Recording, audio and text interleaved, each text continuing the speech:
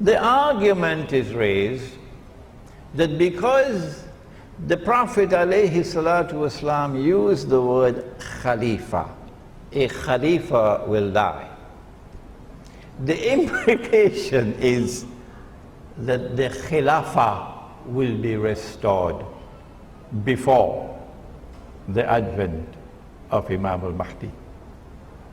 But have you forgotten that hadith with which we began? كيف أنتم إذا نزل عليكم مريم وإمامكم منكم? Why should the Prophet ﷺ say to us that this Imam will be from your own ranks when we already have the Khilafah? It has already been restored and our Imams are already from our own ranks. Why should he say that? My understanding is that the hadith is clear that prior to the advent of Imam al-Mahdi, it is not possible to restore the Khilafah. No. And therefore, when the word Khalifa is used, a Khalifa will die. The Prophet ﷺ is referring to a Muslim ruler. Who could it be? Oh, the answer is clear. It has to be a Saudi king. Because there are 5,000 princes out there waiting, struggling, fighting to take over. And there's already sufficient evidence of internal conflicts and rivalries within the big Saudi clan. So, a Saudi king will die. It can't be Fahad because he's already dead. Would it be Abdullah? I don't think so. And I'll let you know why in a moment. When that Saudi king dies and there is disagreement concerning succession, it is at that time that Allah will send the Imam. Is the Imam born already? This is not arrogance on my part. No. When I say, I don't know and I don't want to know. So please don't send me emails asking me whether the Imam has been born already. What is important is that Allah places a cover and Allah conceals him. And no one knows that he is the Imam until that moment arrives. When the king, the Khalifa dies and there is disagreement and so on, then he proclaims himself to be the Imam. Until that moment, we don't know who is the Imam. So is he born already? No, come on. I don't know and I don't want to know. Having disposed of these questions, now what are the implications of the advent of the Imam? The first and major implication of the advent of the Imam is that the substitute that Dajjal had created to replace the Khilafah, that substitute, your modern state,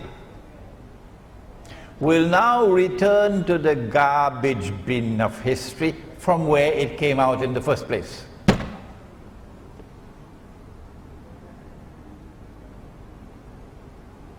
Why do I use such harsh language? What is the Khilafah state? The Khilafah state is a state established for the first time by Nabi Dawood alayhi salam in the Holy Land, the holy state of Israel, restored in Medina by Nabi Muhammad alayhi salatu wasalam.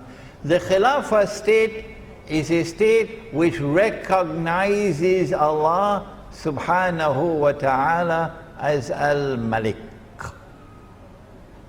Al-Malik.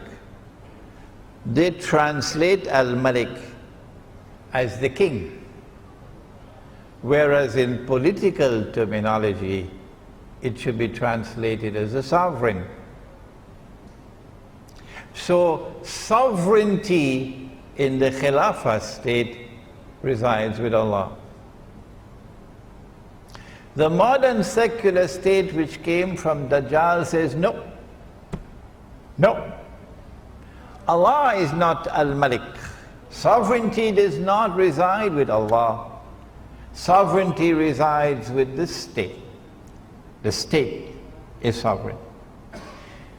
The people are sovereign, not the Lord who created them.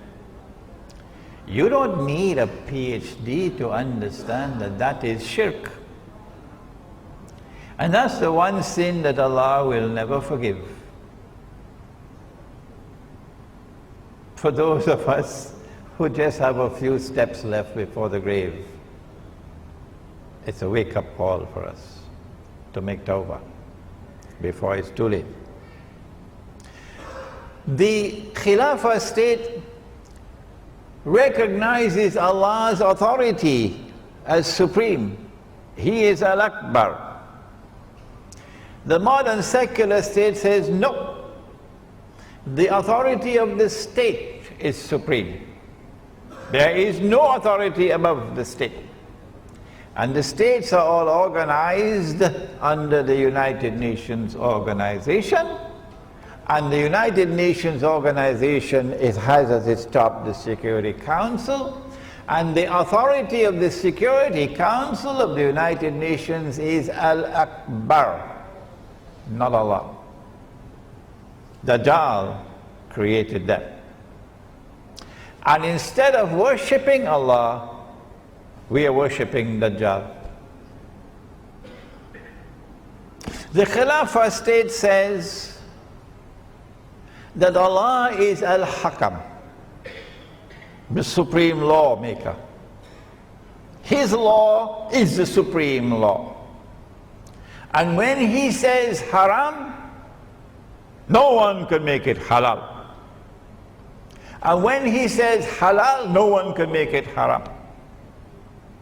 And in Surah At-Tawbah, there is a verse of the Quran which declares that to be shirk, to legalize and make legal what Allah has made haram. That is shirk. The modern secular state says no, Allah is not Al-Hakam. Parliament is Al-Hakam. Parliament makes the law. And the law that comes from Parliament and the law that comes from the United Nations is the supreme law. The modern secular state says more than that. If I am wrong, would you kindly correct me? The modern secular state says that Allah can make it haram, but we can make it halal. And everything, or almost everything, because we have not reached New York as yet. In New York, they now legalize the marriage of a man with a man.